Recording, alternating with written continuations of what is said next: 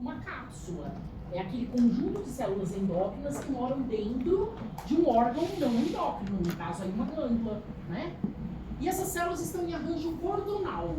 Então, entre esses cordões celulares, o branco que está lá dentro, é a região que vai ter que tipo de capilar? Interessado. Tudo bem? Tá. Quantas células moram aí dentro e constituem cada ilhota? Variável. Se elas são arranjos de cordões epiteliais, secretores, né? Epiteliais, qual é a sustentação disso que a gente sabe do estroma intersticial que predomina aí? Colágeno 3, isso não foge. E os capilares fenestrados, tudo bem? Então isso aqui não é novidade para vocês, né? E a parte exócrina do pâncreas é a parte acinar, que também tem o estroma intersticial e o colágeno 3, né? Entre os ácidos pancreáticos, tudo bem? Quem mora nesse estroma intersticial? Tem um ducto que mora aí. Ducto intercalar, tudo bem? Só tem o ducto intercalar aí. No comecinho dele a célula centroacinar, né? Depois do intercalar ele vai para o ducto extralobular ou interlobular, depois ele vai lá na parede do duodeno, liberar aí as pré-enzimas digestivas, ok? Tá. Quando a gente olha a ilhota, a gente não consegue falar quantas células ou quais células apontar e falar essa é a alfa ou A, essa é a beta ou B, não dá para falar essa é a D ou delta, né? A gente não consegue em HE ou HE. Para a gente falar quem é quem, precisa fazer uma imunocytoquímica para cada produto de secreção. Mas as que predominam é a célula B ou beta. Olha agora, célula A, célula B, célula D, célula F. O que é isso? Lembra o que é isso aqui? Nome que eu dou letra de alfabeto. Ápode. Todas essas células são células ápode. Cada uma produzindo um produto de secreção. E os mais famosos, né, que a gente sempre ouve falar, é o da A, o alfa, que é o glucagon, o da B, o beta, que é a insulina. Tudo bem? É o que mais vocês conseguem aí relacionar. Mas tem outras células, né? Cada uma desempenhando uma função. O produto de secreção, né? Então, o que o autor mostrou aí? Ele mostrou a parte da ilhota e a parte dos ácidos. A parte exócrina do pâncreas, o parênquima exócrino, está representado por essas estruturas em marrom e o parênquima endócrino em azul. E o que ele colocou aí em grande quantidade? Então, em grande quantidade, as do fundo azul ou as outras que têm cores diferentes? Está vendo que é do fundo azul? Isso aqui é a célula beta ou B. Essa que secreta insulina é a que predomina numa ilhota pancreática, né?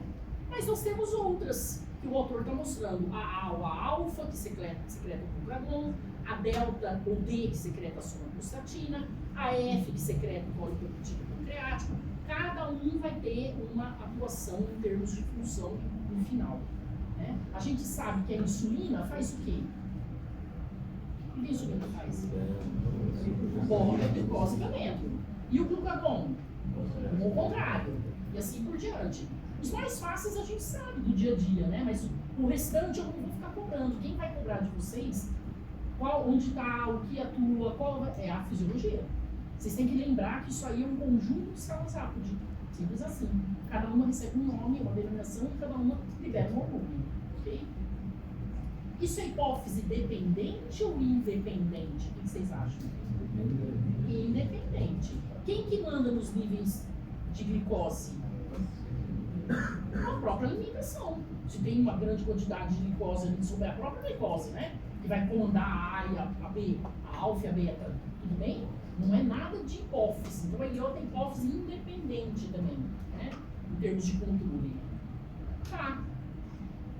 Nós temos aí um esquema de 3 células para mostrar, entre duas que no estroma intersticial mora um capilar fenestrado. O capilar fenestrado é aquele que tem fenestras ou buracos nas células endoteliais, mas a lâmina basal é contínua, né? Que a gente já viu isso aí, ok? Tá. A ilhota em HE ou HE, para mostrar que quem manda nela, em termos de quantidade de células, é as células beta. E nós temos aí uma imunocitoquímica para insulina, onde todas as que estão marcadas em marrom são as células beta. Ok? Nós temos também outras imunocitoquímicas, no caso aí para glucagon, no caso aí para insulina. O anticorpo para você fazer imunocitoquímica sempre é anti-glucagon e anti-insulina, por isso fica marcado aí o anticorpo secundário marcando aí a célula que produz, né? Então é os altos níveis de glicose, a glicemia, que manda aí no pedaço, altos ou baixos, né? Se tiver muita glicose, insulina. Se tiver pouca glicose, assim não, pouca glicose e alta glicose, né? No caso aí de glucagon alta e baixa a insulina, a glicemia baixa. Então, nada novidade aí para vocês também. Vamos seguir. A delta libera 2 hormônios, a F, que tem a ver com o polipeptídeo pancreático, libera um outro hormônio que desempenha várias funções mais associadas aí com secreção, no caso aí da própria pancreática, da vesícula biliar e assim por diante, no caso de armazenamento da bile. Né? As outras estão mais associadas com secreção e funcionalidade do sistema digestório, que são as produtoras ou secretoras do sistema digestório, né? Que vocês vão ver aí para frente. Tem a G, gastrina, epsilon, grelina e assim vai. Reparem que elas estão em proporção bem menor, 1%, 1%, 10%, 1%. A outra, que é a beta, é praticamente 70% da iota, né? Em termos de quantidade. Tá, vamos ver então. Quem controla os níveis é a própria alimentação. Então, é o que o autor está mostrando aí. O indivíduo está se alimentando. No momento em que ele se alimenta, aumenta o nível de glicose. E aí, o que vai acontecer? Muito vai ficar acumulado na forma de glicogênio no fígado, mas ela é guardada dentro do hepatócito porque tem a história da insulina aí que joga para dentro dele. O hepatócito é a célula que mais guarda, né, a glicose na forma de glicogênio. Mas tem outros locais também, por exemplo, a célula muscular esteatocítica, né, que guarda glicogênio também, ok? Então ele só está mostrando aí porque o fígado é o maior exemplo, né? Então, a alimentação com uma grande disponibilidade de glicose faz com que as células beta liberem a insulina e a insulina coloque para dentro das células, no caso aí os hepatócitos, a glicose que vai se acumular na forma de glicogênio. Quando cair isso, né, quando os níveis de glicose estiverem baixos, vai ser a mobilização, então, dessa glicose na forma de glicogênio para aumentar os níveis de glicose no sangue novamente. Aí tem ação do glucagon. Tudo bem? Então, hipófise independente, que a gente já tinha falado anteriormente. E aí a gente tem um pâncreas saudável, um pâncreas doente com diabetes tipo 1 e um pâncreas com diabetes tipo 2. Qual é a diferença? Então vamos lá. A insulina está sendo marcada por esses triângulos em roxo. E está sendo mostrada que ela está em ação quando eu tiver a glicose no pedaço, vai ativar um receptor, tá? A insulina ativa esse receptor que joga a glicose para dentro da célula, né? No diabetes tipo 1, eu não tenho a insulina. Se eu tenho, é em pequena quantidade, ele mostrou só um triângulo roxo aí. E aí o que vai acontecer? Eu não tenho a abertura do receptor para a glicose entrar. Então fica muita glicose aí no sangue, né? E no caso do diabetes 2, eu tenho a insulina, mas o problema está no receptor para fazer a glicose entrar. Então, são situações diferentes, né? Essa diabetes tipo 2 está muito ligada com má alimentação, com sedentarismo, de tal maneira que você pode reverter essa situação. Agora, quem não tem a insulina é problema, no sentido de produção. E aí ele tem que tomar a insulina sintética, né, para poder sobreviver. Então, o diabetes tipo 1 é pior que o tipo 2. Os dois são ruins, né? É bom a gente controlar aí as duas coisas para não ficar com esse pâncreas, né, com essa situação e desenvolver esse tipo de situação e ficar doente, né? Diabetes causam várias coisas no final. Por exemplo, problemas renais, né? O renal muito grave no final, perda da visão e assim vai, né? Por diante. Eu só quis mostrar para vocês que é diferente uma situação da outra. O que era mesmo diabetes insípidos que a gente viu? O outro diabetes? Não tem nada a ver com isso. Tem a ver com a baixa de ADH por algum motivo e aí o rim consegue concentrar a urina, né? A urina assim, pouco concentrada, muita água. Mas isso pode ser com um problema no neurônio que produz, lembra que é direto o ADH, né? O neurônio que produz, ou às vezes a liberação desse ADH, não se sabe, mas tem a ver com o ADH. E aí não se concentra, a medula renal não consegue segurar a água. Bem? Não tem nada a ver com essa situação aí. Tá, seguir.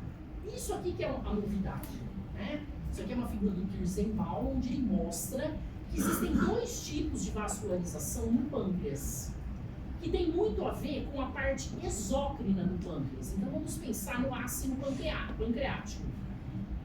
Ele tem lá capilares que não necessariamente são fenestrados, porque é parte exócrina, né? É a endócrina que tem capilar fenestrado, né?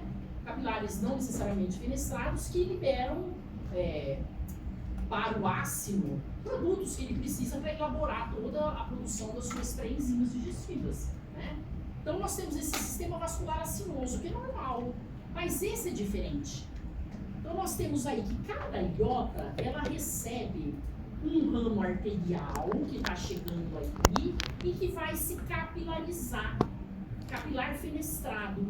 E esses capilares fenestrados vão receber o produto de secreção das células que aqui estão presentes, por exemplo, o polipeptídeo pancreático liberado pela célula F, que vai atuar de maneira parácrina, perto desses ácidos que já estão aí ao redor da ilhota pancreática. Então ele não vai cair no sangue e alcançar uma grande circulação, ele já vai atuar de maneira parácrina nesses ácidos.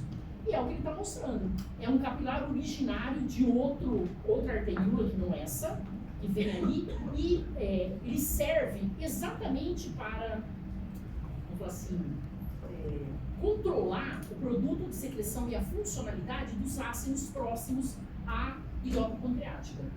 E esse sistema é chamado de porta ínsula, porque vem de ilhota acinoso, por causa desses ácidos que são controlados ou recebem esses hormônios da ilhota nas proximidades dela.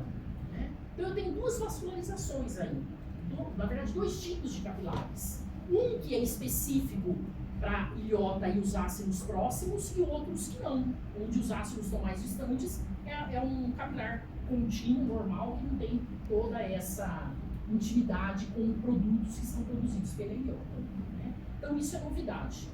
Não é um sistema porta onde a gente tem duas extremidades arteriais e um vaso no meio. Mas qual a ideia desse sistema porta? Porque a definição é duas redes de capilares e um vaso no meio. Pode ser um ramo arterial ou um venoso. Isso é um sistema porta. Qual é a outra ideia do sistema porta? Ele atuar nas proximidades, não é? Ele agir rapidamente, não cair na circulação. É essa a ideia desse sistema. Não é os constituintes dele, mas sim a funcionalidade dele próximo aos ácidos que estão próximos a essa ilhota pancreática, ok? Vocês vão falar assim, mas cadê a outra rede capilar? É isso que eu estou perguntando, né? Ele não tem aquela outra rede, tudo bem? Essa outra rede é outra rede de capilar que vem de outra arteríola. Então não é um sistema porta verdadeiro, com duas redes e um vaso no meio, mas como ela atua de maneira parácrina aí nessa região, os autores deram o nome de sistema porta, ok? Tá. Essa é a imagem que a gente vai explorar amanhã do pâncreas. Vamos falar da ilhota, dos ácidos, enfim, que nós temos para ver na lâmina, né? A lâmina de vocês. E aí a gente segue com a suprarrenal. Essa é nova, né? A suprarrenal, ela tem uma localização específica, ela compartilha, ela mora naquela gordura, naquela face renal. Lembra que fica após a cápsula dos rins? Ela mora no polo superior de cada rim, compartilha essa face renal, né? E ela vai exercer aí funções diferentes no sentido da sua região cortical ser hipófise dependente e a sua região medular ser hipófise independente. Quando a gente olha uma adrenal ou suprarrenal, a gente vê exatamente então uma grande quantidade de gordura em volta dela, que é essa face renal, né? E a gente vê duas regiões distintas. Essa região amarelada que vocês estão vendo na periferia é a região cortical, subdividida em três regiões. Tudo bem que a gente vai ver? Glomerulosa, fasciculada e reticular. estou indo de fora para dentro.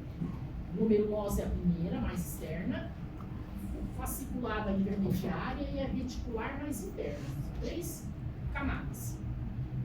E o que está lá em negro na adrenal macroscópica é a região medular dela, que é a hipófise independente. Lembrem que ela recebe diretamente o axônio de um neurônio da parte autônoma simpática. Ele mora lá no núcleo, no hipotálamo. E o axônio vai diretamente lá. Tudo bem? E a gente vai ver aí como é que ela se comporta. Tá. Isso aqui é um resumo. Então, como glândula, ela contém a mesma história. Estroma, cápsula, trabéculas ou septos, mas não subdivide a glândula em lóbulos. Quem era parecido com ela nesse sentido dessa informação?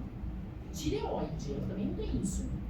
Paratireoide também não tem isso. Mas o pâncreas tem subdivisão em lóbulos, né? Então é muito pequenininha essa trabécula ou esse septo. E o interstício ou estroma intersticial, que mora aí entre as células epiteliais secretoras. Vale para qualquer glândula que a gente viu até agora. Eu comecei lá no início falando isso, vale para todo mundo, né? Tudo bem até aqui? Vamos olhar o córtex. O córtex tem 3 regiões. Eu estou vindo da mais externa para a mais interna. Zona glomerulosa, zona fasciculada e zona reticular. Tudo bem? Tem gente que fala zona fasciculata e zona reticularis. Se quiser, pode também preservar esses nomes. De uma maneira geral, a glomerulosa produz mineralocorticoide e o mais conhecido é a aldosterona. A zona fasciculada, ou fasciculata, os glicocorticoides, cortisol, cortisona, corticosterona. E a zona reticular, andrógenos. Tem vários, inclusive uma pequena quantidade de testosterona sendo produzida. Essas 3 regiões são regiões hipófise dependentes, dependentes do hormônio adrenocorticotrófico, produzido por uma célula basófila, lá da adenohipófise, cujo hormônio liberador hipotalâmico é o hormônio liberador do hormônio adrenocorticotrófico. Tudo bem? Tem que ter o hormônio liberador hipotalâmico, depois o ACTH, produzido pela célula basófila, e agora ela vai atuar aí, na adrenal, na suprarrenal, né? Tá. Então, o córtex produz, de uma maneira geral, esteroides, se a gente for falar em termos de natureza química, né, dos hormônios aí produzidos. Origem, mesoderma mesênquima, hipófise dependente, e regula, de uma maneira geral, todo o metabolismo e o balanço eletrolítico, hídrico e eletrolítico. Olha a medula agora. A natureza química dos hormônios lá produzidos são catecolaminas, adrenalina e noradrenalina. A origem é crista neural, não é a mesma origem do córtex. E ele é ricamente inervada por fibras pós-ganglionares simpáticas. Inervação simpática, que a gente vai ver. Além das células cromafins que nós temos aqui, nós temos células ganglionares, que são de difíceis visualização, mas elas podem existir e ser encontradas aí também na região nuclear. Isso é um resumo geral. Vamos ver cada parte agora.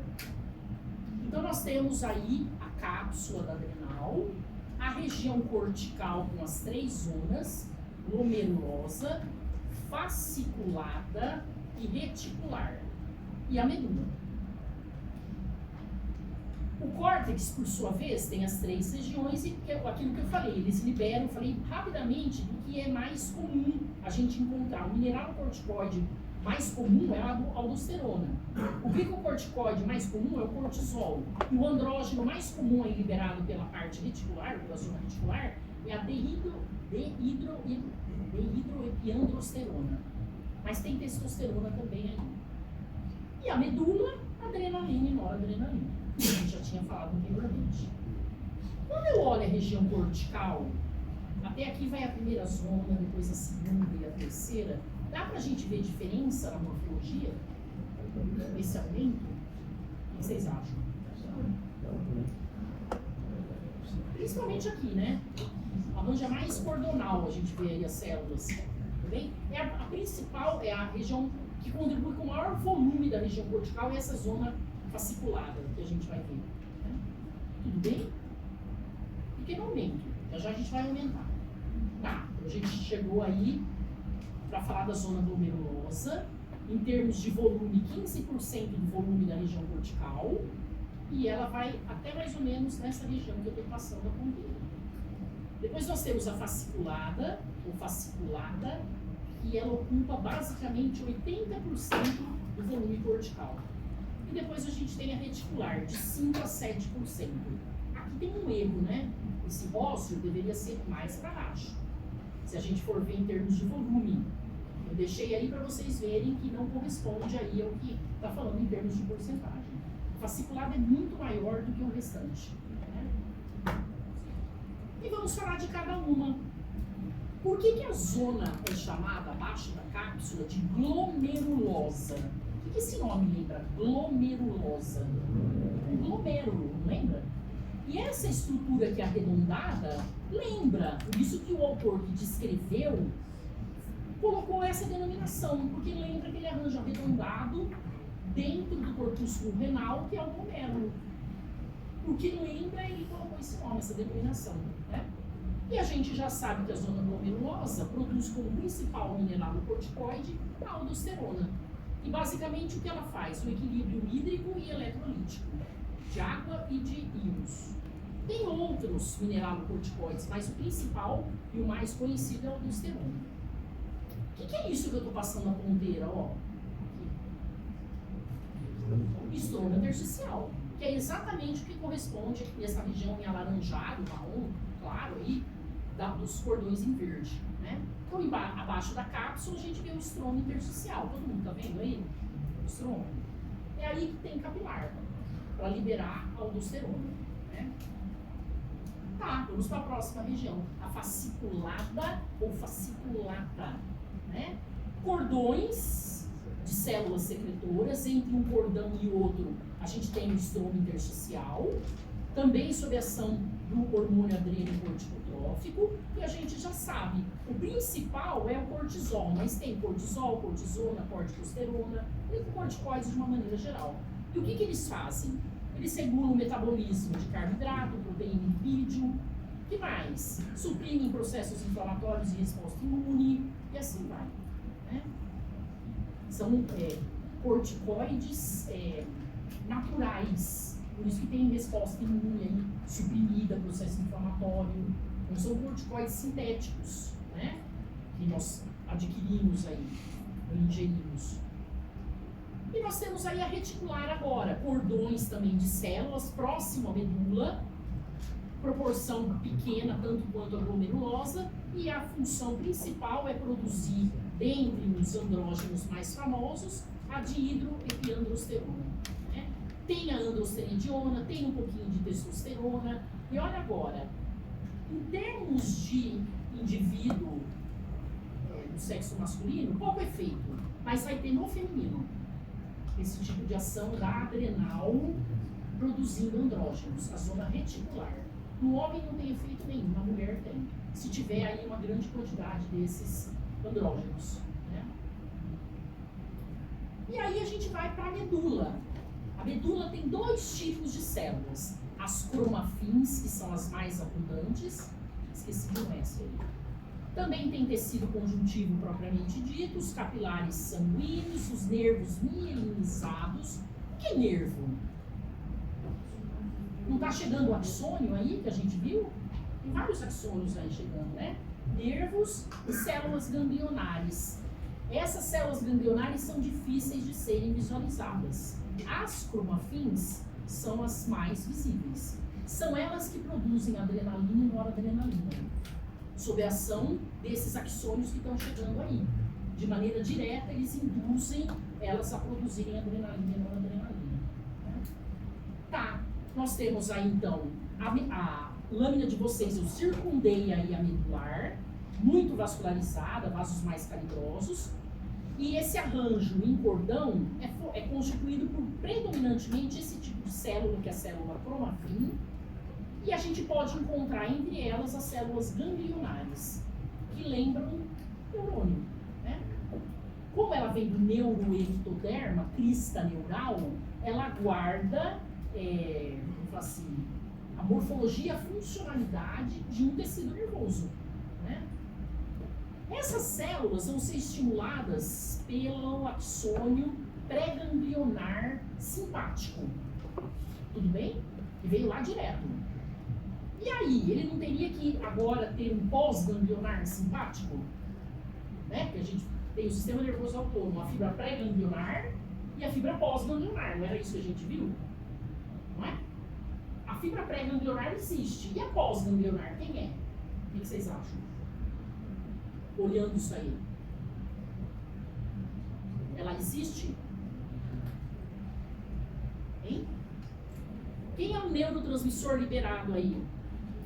Acetilcolina, noradrenalina, como que era o neurotransmissor liberado pela fibra pré-ganglionar simpática? Acetilcolina. Na verdade, os dois são acetilcolina, né? É a mesma história, a acetilcolina é liberada. Ela que estimula a produção da adrenalina e da noradrenalina. Ok? O que eu estou falando é exatamente isso, que a gente já tinha visto. O axônio vai direto e libera acetilcolina. Existe a fibra pós-ganglionar? Quem seria aí representando o neurônio pós-ganglionar? A célula ganglionar, que a gente acabou de falar que era difícil de ver. Ela seria o corpo do neurônio pós-ganglionar. Difícil da gente enxergar. E essas células cromafins, sob a ação dessa acetilcolina, liberam e produzem a adrenalina e a noradrenalina, que são duas catecolaminas, né? Liberadas do sangue e caem aí na circulação. Então eu não tenho perfeitamente aquele gânglio onde a gente tem uma fibra pré-ganglionar, outra, uma fibra pós-ganglionar, não existe isso, né? Mas aí a gente tem uma pré-ganglionar chegando, liberando a acetilcolina, que a gente está vendo, mas a gente teria que ter um corpo de um segundo neurônio que morava aí, não era no gânglio que a gente via? Quem que está representando isso? A célula ganglionar. Seria ela. Mas não tem fibra pós-ganglionar, ok? Não tem outra secreção aí. E essa acetilcolina, então, estimula essas células cromafins. Em HE ou HE, cromafim não se destaca. O que é ser célula cromafim? Tem afinidade por quem? Sais de cromo, que HE ou HE não tem. Tudo bem? Então, a afinidade, se a gente curasse, usasse um corante que é específico para ela, ela ficaria bem em destaque. Aí a gente vê uma coisa comum, que não dá para ver destaque quem é quem. Quem é que produz adrenalina, quem é que produz noradrenalina e assim por diante. Né? Que é exatamente essa imagem que eu estou mostrando aqui. Não dá para a gente saber quem é quem, mas essas são as células cromafins.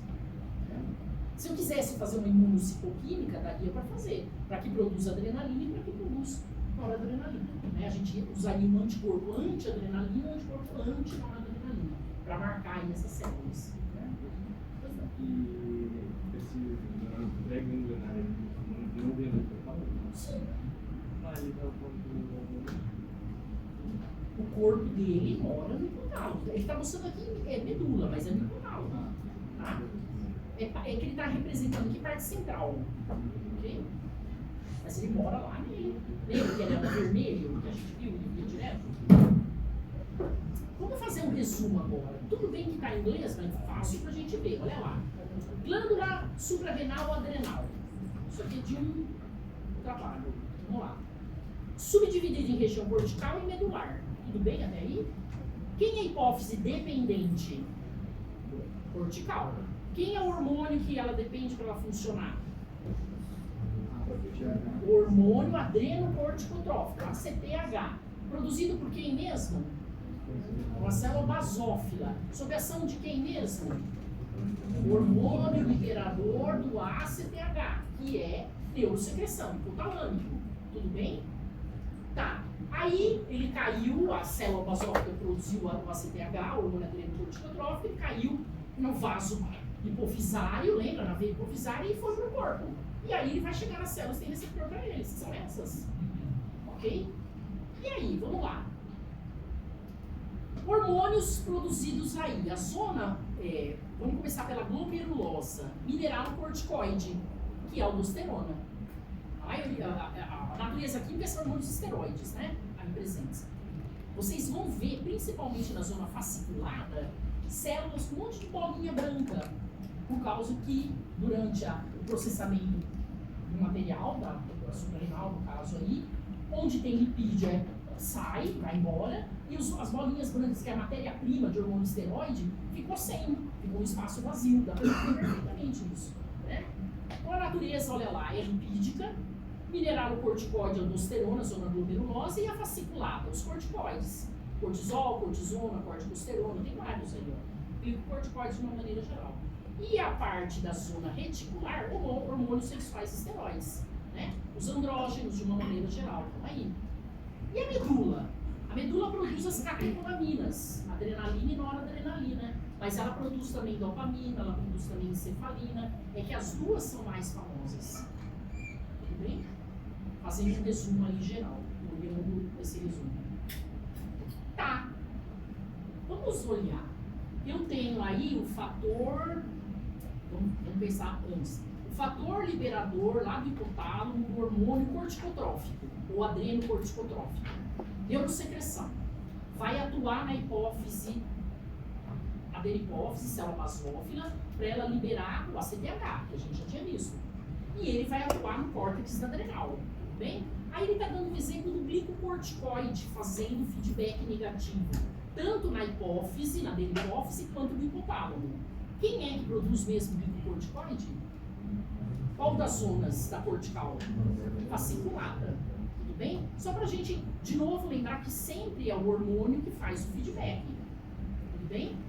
Vamos olhar agora para uma adrenal que ela tem ausência do hormônio adrenocorticotrófico porque teve uma retirada da hipófise. Quem que vai atrofiar? A cortical. Porque a hipófise é dependente, a medular não. Tudo bem? E aqui é uma vamos falar assim, um aumento da cortical em função de um estresse. Então, que a gente pode ter aí mudanças na cortical em função de liberar corticoides, enfim, aumento na produção dessas células, uma cortical mais hiperatrofiada, vamos falar assim, uma hiperplasia, vou errar, não aumento em número, aumento em volume das células em produção. Então, isso aqui eu só coloquei para vocês lembrarem que quem comanda a cortical é hipófise. Qualquer coisa que acontecer aí vai dar problema na cortical, na medular não.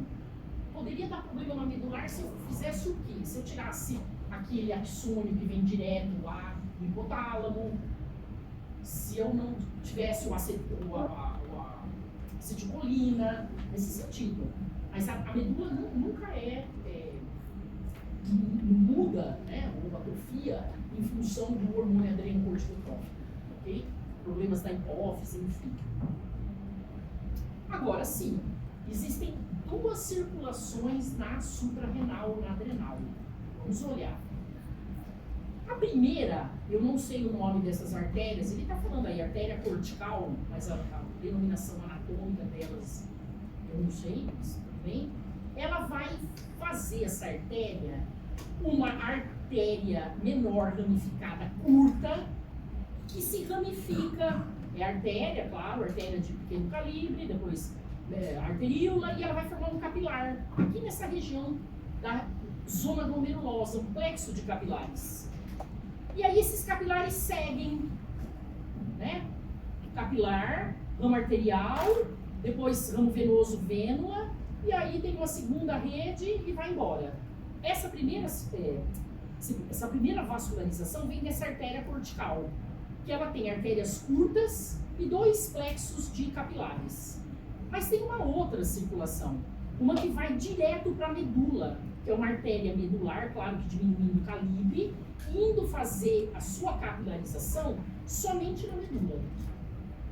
Então eu tenho duas formas de, vamos dizer assim, dois tipos de vascularização aí na adrenal, é dupla. Uma que vai direto, são artérias longas, que vão entrar em contato direto com a medula, não tem nada a ver com o córtex, ela se capilariza só lá na medula, e outra que forma dois plexos de capilares, um no começo da região cortical e um no final da região cortical. E aí ele vem explicando, todo o livro traz isso, né? para mostrar aí as artérias curtas que formam os capilares fenestrados, depois um plexo de artérias de novo venoso, depois sai como veia suprarrenal. E esse é só da medular. Né? É bem, vamos falar assim, essa vascularização ela é bem exclusiva dessa glândula. Eu não sei se vocês chegaram a ver isso na anatomia, essas denominações, mas assim, nenhum outro local, se a gente for pensar no corpo, tem isso. Uma vascularização só para a região cortical e uma só para a região medular. Isso é exclusivo da suprarrenal. Né? Eu não sei os nomes de cada artéria aí, mas tem duas. A curta que origina 2 plexos e a longa que origina só um plexo de capilares. Qualquer livro tem isso. Okay? E aí, existe um tumor muito comum, que é chamado de feocromocitoma. É um tumor de adrenal. Se eu estou liberando aí da medula, né? Se eu estou liberando aí muita adrenalina, imagine o que isso pode causar para um indivíduo. Adrenalina e noradrenalina. Adrenalina super estimula, né? Batimento cardíaco e assim por diante. Deixa o indivíduo sob situação, vamos falar assim, estressante. Né? Crianças que apresentam mudanças de pressão devem ser, vamos falar assim, pesquisadas para ver se elas não têm esse feocromocitoma, que a adrenalina e a noradrenalina mexe muito com pressão arterial. Né? Então é só para chamar a atenção, não que eu vá cobrar isso aqui, mas é para mostrar a hipertensão que pode ser vinda ou oriunda de um tipo de tumor, como esse, que é de medula da adrenal. Doença de Cushing, a gente tem a doença e a síndrome, são duas coisas diferentes, mas é uma doença que, olha agora, tem uma superprodução de cortisol. Quem era mesmo que produzia cortisol? De novo, a zona fasciculada. E aí, por conta disso, em resposta a muito hormônio adrenocorticotrófico, produzido lá pela célula basófila.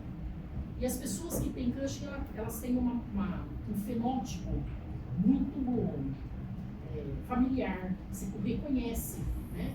As pessoas que têm essa síndrome com esse rosto mais inchado em função de corticoide mesmo, né? Como se a gente estivesse tomando um corticoide sintético, né?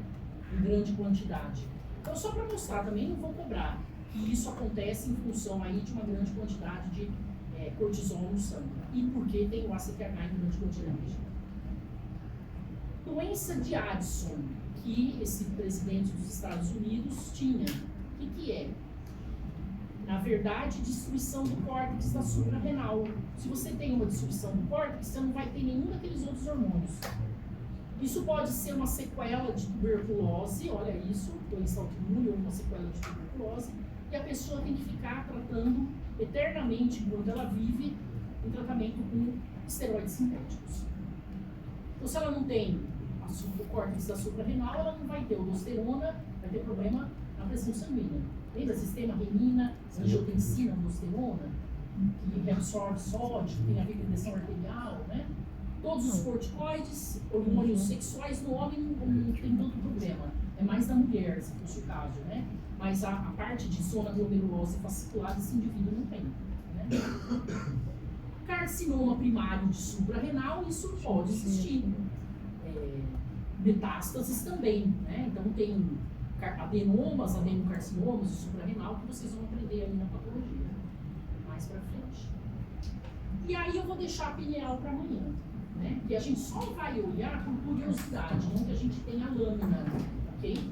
Mas como a melatonina é muito falada, muita gente toma e assim por diante, vamos ver um pouquinho dessa glândula que produz aí essa melatonina. Não só a melatonina, tem outras coisas que essas células produzem, ok? E aí a gente deixa para amanhã, deixa para